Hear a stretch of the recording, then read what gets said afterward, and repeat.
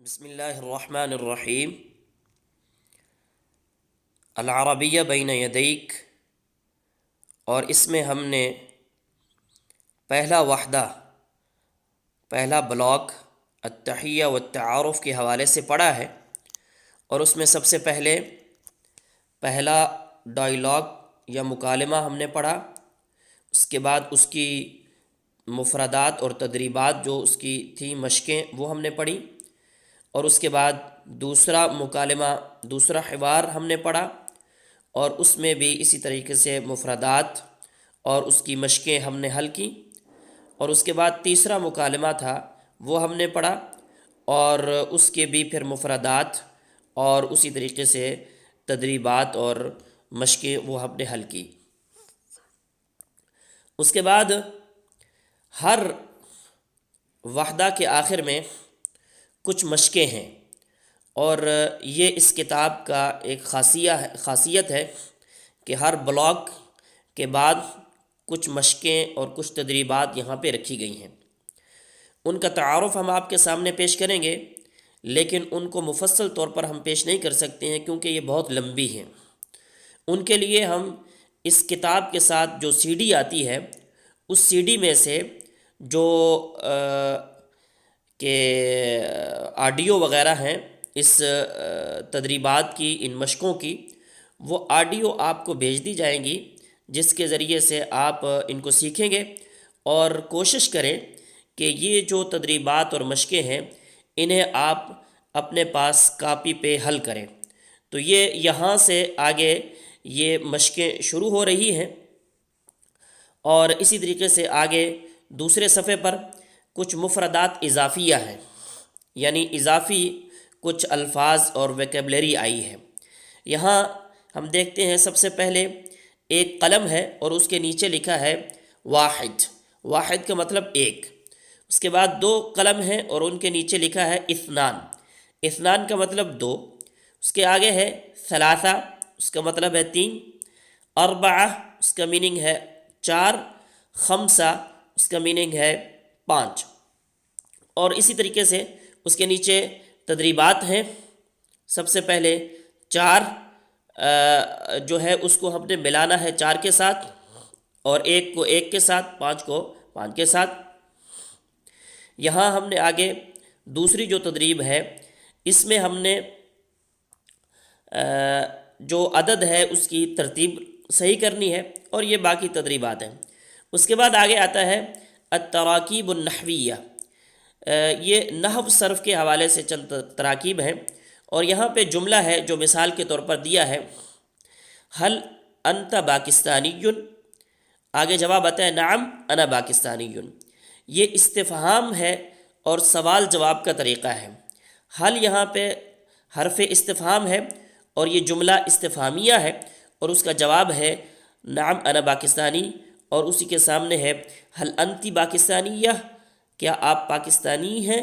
نعم انا پاکستانیہ، ہاں میں پاکستانی ہوں۔ اور اسی طرح سے اس کی بھی تدریبات ہم کریں گے۔ یہ نیچے ترکی ہے، تو اس کے حوالے سے جب تدریب اس کو ہم کریں گے تو ہم کریں گے حل انتا ترکی، نعم انا ترکی۔ اور اس کے آگے ترکیہ یعنی عورت ہے، اس کو ہم جب کریں گے تو ہم کریں گے حل انتی ترکیہ، نعم انا ترکیہ۔ اس طرح سے یہ مکمل کریں گے۔ اس کے آگے پھر ھذا اخی ہوا مدرس، یہ بھی ہم کر چکے ہیں، اور اس کو بھی اسی طریقے سے نیچے سب سے پہلے اخ اور مدرس لکھا ہے، یعنی ھذا اخی ہوا مدرس۔ اسی طرح سے آگے ہے من این انت، آپ کہاں سے ہیں؟ انا من پاکستان۔ اور نیچے یہ ہے انتی اور ترکیہ، تو ہم کریں گے من این انتی انا من ترکیہ، اور اسی طریقے سے اس کو مکمل کریں گے ھذا۔ اور آگے اس طرح سے جو تدریب آئی ہے اسمی خالد، اور آگے نیچے نام ہے خلیل، اسمی خلیل یا اسمی خدیجہ، یہ مکمل طور پر انا ترکی، انا من ترکیہ، اور یہ نیچے ہے سوریہ اور سوریہ، انا سوریہ، انا من سوریہ۔ یہاں پہ ملخص التراکیب ہے۔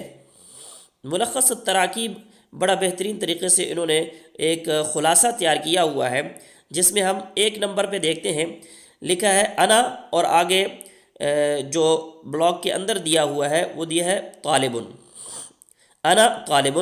اس کے بعد بلاک کے نیچے جو ہے مدرس ہے، تو انا مدرس، پھر انتا، اسی طریقے سے انا مدرس، اور پھر انا طبیب، پھر انا مصری، انا ترکی، اور انا سوری، اور پھر 1 نمبر پہ پھر اس کے بعد نیچے انا کے نیچے انتا ہے، تو انتا کے ساتھ ان تمام کو جوڑیں گے، انتا طالب، انتا مدرس، اور پھر ہوا ہے، پھر ہوا کے ساتھ ان تمام کو جوڑیں گے، ہوا طالب، ہوا مدرس، انا طالب میں طالب علم ہوں، انتا طالب آپ طالب علم ہیں، ہوا طالب وہ طالب علم ہے۔ اور 2 نمبر پہ اسی طریقے سے انا اور انتی اور ہیا یعنی مؤنث کے صیغے ہیں، تو انا طالبۃ میں طالبہ ہوں، انتی طالبہ آپ طالبہ ہیں، ہیا طالبہ وہ طالبہ ہے، اور یہ ساروں کو اسی طریقے سے ہم نے جوڑنا ہے۔ اسی طرح سے پھر نیچے 3 نمبر پہ من اینا ہے، اور اس کے سامنے ہے انتا، من اینا انتا آپ کہاں سے ہے، یا من اینا انتی، اس کے بعد نیچے ہے آپ کہاں سے مؤنث کے لیے، من اینا ہوا وہ کہاں سے ہے، من اینا ہیا وہ کہاں سے ہے مؤنث کے لیے، اور اس کے بعد 4 نمبر پہ ہے انا من پاکستان، یا پھر انتا من پاکستان، تو اس طرح سے آگے ساروں کو جوڑیں گے۔ اس کے بعد نیچے 5ویں نمبر پہ حل آیا ہے، اس میں 2 چیزیں ہیں، حل اور انتا۔ حل کے ساتھ ہم نے انتا کو ملانا ہے، اس کے بعد پاکستانی ہوں، یا پھر حل کے ساتھ ہم نے انتی کو ملانا ہے اور اس کے ساتھ ہے پاکستانیہ جو نیچے آیا۔ 6 نمبر پر نعم ہے اور اس کے ساتھ انا ہے، نعم انا پاکستانی، اور یہ ٹوٹل ہی ایسی طریقے سے چلے گا جس کا معنی ہے میں پاکستانی ہوں۔ حاذا اخی اور حاذا صدیقی، اور اسی طریقے سے حاذی ہی اختی اور حاذی ہی صدیقتی، حاذا اخی یہ میرا بھائی ہے، یہ میرا دوست ہے، اور حاذی ہی اختی یہ میری بہن ہے یا یہ میری دوست ہے۔ 8ویں نمبر پر ہے اسمی خالد، میرا نام خالد ہے، اور اس کو پھر اسی طریقے سے ہم آگے جوڑتے چلے جائیں گے۔ اس کے بعد ہے الاصوات و فہم المسموع، کہتے ہیں سننا جو ہے وہ کیسا، اور جو ہم نے سنا ہے اس کو سمجھنا کیسا ہے۔ اس تدریب کو بھی آپ وہاں پہ دیکھیں گے آڈیو کی صورت میں۔ پھر اسی طرح سے ہے فہم المسموع، یہ بھی وہی چیزیں ہیں، اس کی تدریبات ہیں یا مشقیں ہیں، یہ آگے مزید مشقیں اس کی آ رہی ہیں۔ آگے ہے الکلام، یعنی کلام کیسی کرنی ہے، بات چیت جو کرنی ہے، اور یہ چیزیں ہم چونکہ پڑھ چکے ہیں، وہی الفاظ ہیں، ان کو مختلف جملوں اور مختلف انداز میں کیا جا رہا ہے، اور ان کی مشقیں جو ہیں وہ آ رہی ہیں۔ اسی طرح یہاں آتے ہیں آگے، تو یہاں قراءہ ہے، قراءہ کا معنی پڑھنا، یعنی آپ پڑھیں گے تو دیکھیں گے کہ یہ کیا کیا چیزیں آ رہی ہے، تو اس میں بھی اسی طریقے سے مشقیں ہیں جو وہاں پہ آڈیو کو سن کر کے آپ ان کو حل کر سکتے ہیں۔ آگے ہے الکتابہ، کہ ہم نے لکھنا کیسے ہے، تو یہ لکھنا جو ہے، جو آپ یہ کتاب دیکھ رہے ہیں اور اس کو پڑھ رہے ہیں اور دیکھ رہے ہیں، اس میں مختلف الفاظ لکھے ہوئے ہیں، ان کو خیال رکھیں گے اور اس اعتبار سے ان چیزوں کو آپ لکھ سکتے ہیں، اور اسی کے ساتھ ہی ہمارا یہ وحدہ جو ہے وہ مکمل ہوتا ہے۔ اور اس کے بعد آگے پھر نیا وحدہ چونکہ سٹارٹ ہوگا، وہ آئندہ جو سبق ہے اس سے ہم اس کو دوبارہ شروع کریں گے۔ والسلام علیکم ورحمۃ اللہ وبرکاتہ۔ الوحدة الأولى، التحية والتعارف. الدرس الرابع، التدريب الأول. استمع ثم ضع علامة صحيح في المربع المناسب. 1. هذا.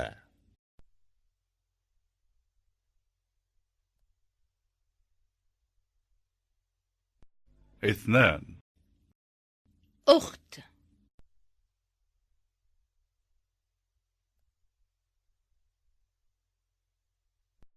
3. مدرس.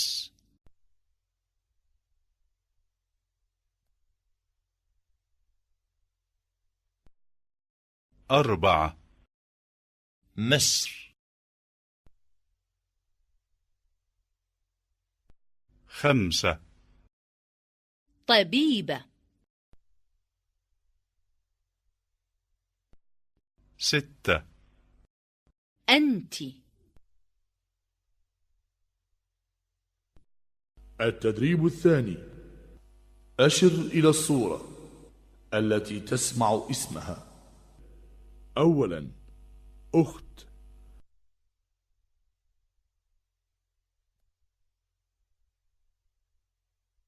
ثانيا: أنت.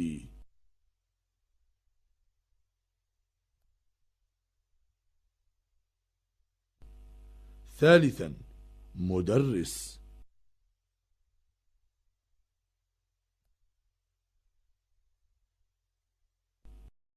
الوحدة الأولى: التحية والتعارف. الدرس الرابع: مفردات إضافية. العرض: انظر واستمع وأعد. 1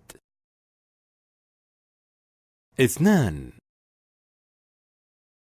3 4 5 الوحدة الأولى: التحية والتعارف. الدرس الخامس. التراكيب النحوية. التدريب الأول: تبادل السؤال والجواب مع زميلك كما في المثالين. المثال الأول: هل أنت باكستاني؟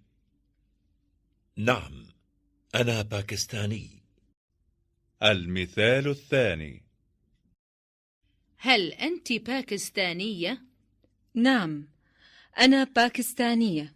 التدريب: هل أنت تركي؟ نعم، أنا تركي.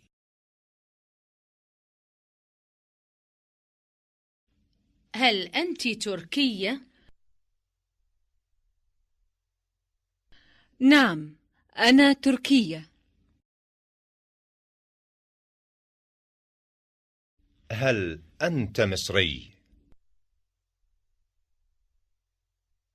نعم، أنا مصري. هل أنت مصرية؟ نعم، أنا مصرية. هل أنت سوري؟ نعم، أنا سوري. هل أنت سورية؟ نعم، أنا سورية.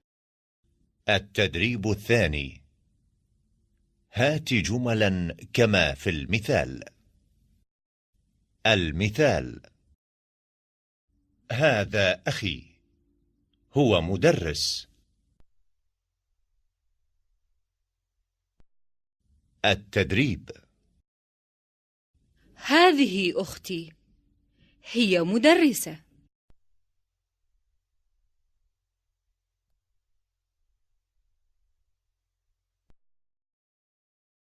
هذا صديقي، هو طبيب.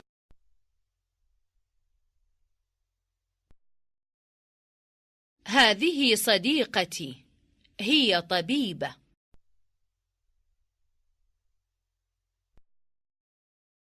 هذا أخي، هو مهندس.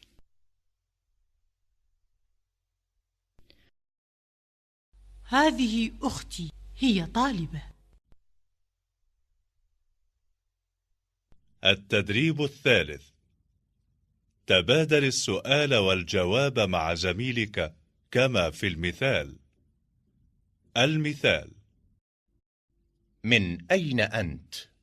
أنا من باكستان. التدريب: من أين أنت؟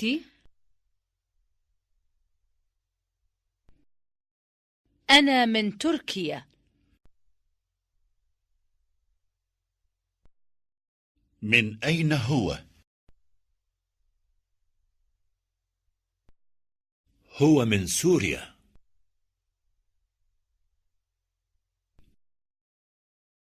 من أين هي؟ هي من مصر.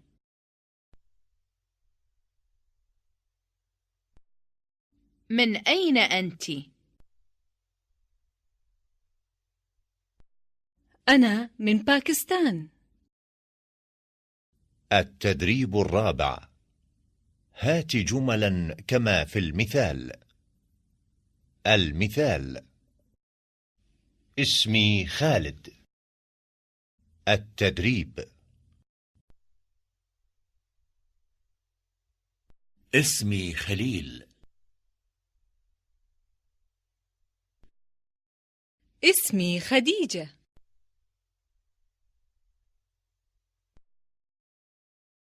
اسمي محمد. اسمي فاطمة. التدريب الخامس. هات جملا كما في المثال. المثال: أنا تركي. أنا من تركيا. التدريب: أنا سورية. أنا من سوريا. أنا مصرية. أنا من مصر. أنا باكستاني. أنا من باكستان. أنا تركية. أنا من تركيا.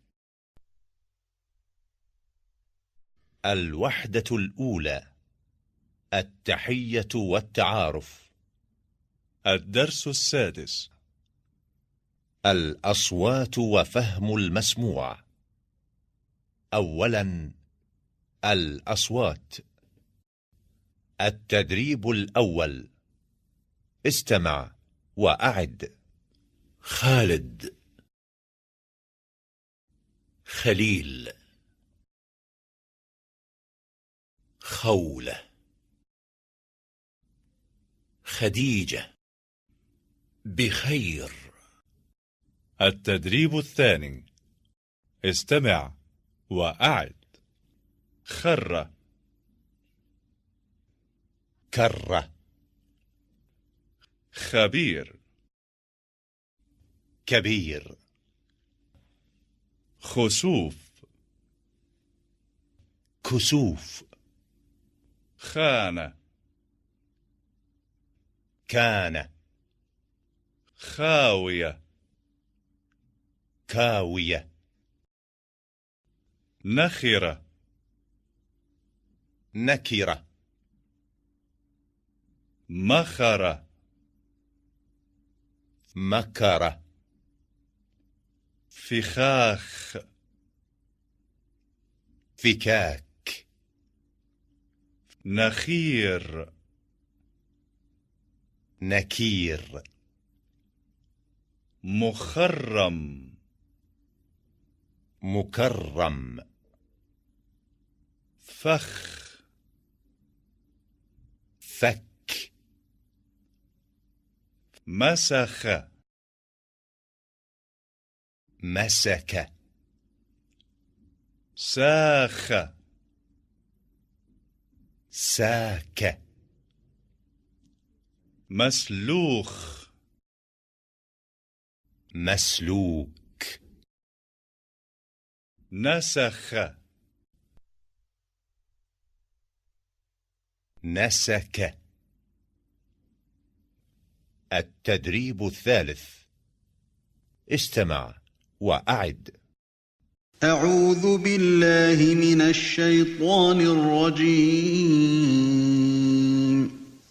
بسم الله الرحمن الرحيم. وللآخرة خير لك من الأولى.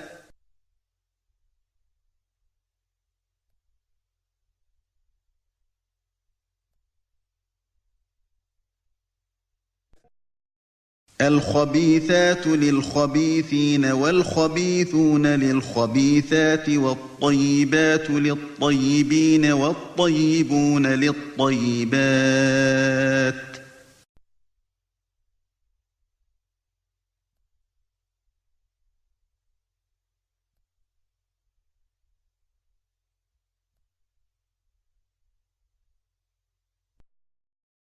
فخلف من بعدهم خلف أضاعوا الصلاة واتبعوا الشهوات فسوف يلقون غيا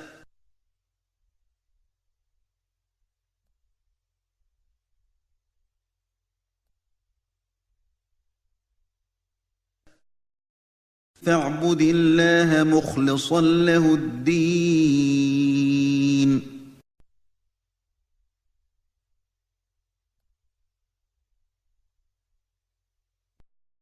يخلقكم في بطون أمهاتكم خلقا من بعد خلق في ظلمات 3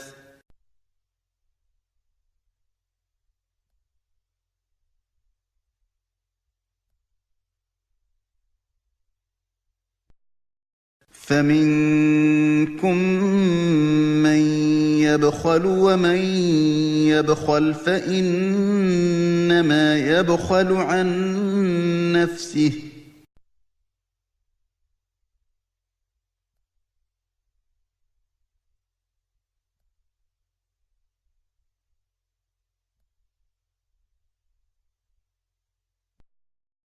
خش عن أبصارهم يخرجون من الأجداث كأنهم جراد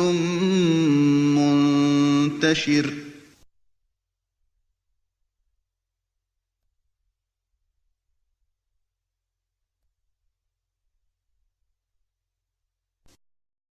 والله لا يحب كل مختال فخور الذين يبخلون ويأمرون الناس بالبخل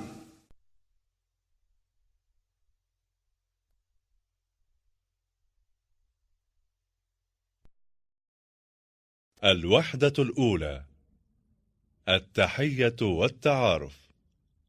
الدرس السادس. ثانيا فهم المسموع. التدريب الأول. استمع ثم ضع علامة صحيح في المربع المناسب. 1 طبيب. 2 مهندس. 3 طبيبة. 4 مدرس. 5 مهندس. 6 طالبة. التدريب الثاني. استمع ثم ضع علامة صحيح في المربع المناسب. 1 هذا أخي. 2 أنت مدرس. 3 طالبة. 4 هو صديقي. 5 هي طالبة. 6 هذه صديقتي. التدريب الثالث. استمع ثم ضع الرقم في المربع المناسب. 1 من أين أنت؟ أنا من سوريا. هل أنت سورية؟ نعم أنا سورية. 2 السلام عليكم. وعليكم السلام. اسمي محمد، ما اسمك؟ اسمي علي. 3 كيف حالك؟ بخير والحمد لله. وكيف حالك أنت؟ بخير والحمد لله. 4 هذه أختي، هي طالبة. أهلا وسهلا. هذه صديقتي، هي طبيبة. أهلا وسهلا. التدريب الرابع. استمع إلى السؤال ثم ضع الرقم في المربع المناسب. 1.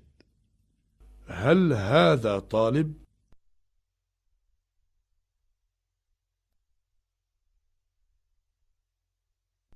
2. هل أنت مصري؟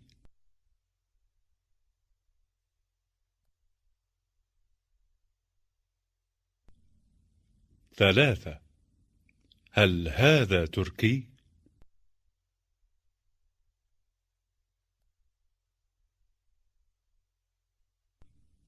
4. هل هذه طبيبة؟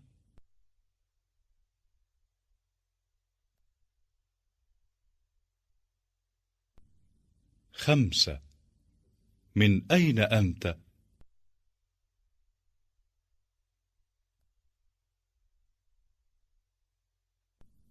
6. هل أنت باكستانية؟ الوحدة الأولى. التحية والتعارف. الدرس الثامن. القراءة والكتابة. أولا القراءة. التدريب الأول. انظر واستمع واقرأ. أنا. أنت. أنت. هو. هي. طالب. مدرس. طبيبة. طالبة. هذا. هذه. التدريب السادس. انظر واستمع واقرأ. هو طالب. هي طالبة. هو مدرس. هي مدرسة. أنا تركي. أنا من سوريا. أنا مهندس. أنا من باكستان. هي مصرية. انتهت الوحدة.